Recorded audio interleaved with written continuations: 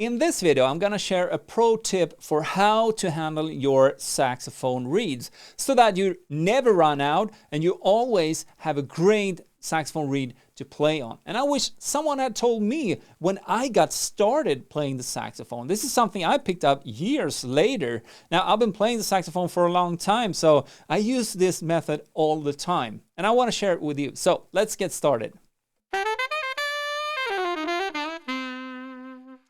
Well, hi there. Welcome to LearnSaxophone.com's YouTube channel. My name is Gregor Hillman, your friendly saxophone teacher online.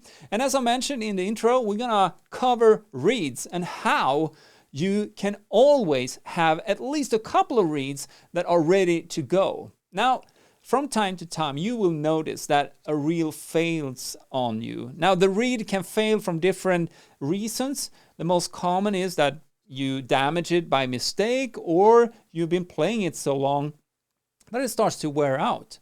And when that happens, you want to have at least one or maybe two reeds ready to go so you can just swap that reed out. But this is something that I never got taught when I started playing the saxophone. And I want to share this method with you because it's really simple and it will help you to always be ready to play whatever happens to one of the reeds. So the basic idea here is that you prepare 2 or 3 reeds. I prepare 3 reeds, so I always alternate between these 3 reeds. Now they are labeled as well. So on the back of the actual reed, I just drawn a line here. So that's the number 1 reed. I just used a pen and drawn a line. And I'll show you the next one. This is just number 2, so it got 2 lines. And you get the idea. Here's number 3 with 3 lines. So by having these 3 reeds and alternating between them, I always have 3 really good reeds ready to go. And when one of these fails, I just swap that out for a new one and put that in the number 1 place.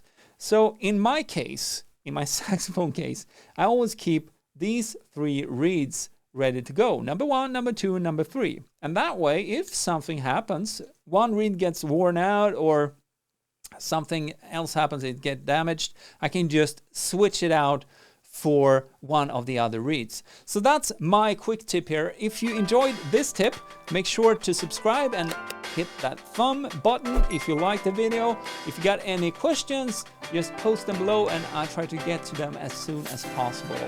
And I got some other videos here as well if you want to deep dive into playing the saxophone. Thanks for watching and play on.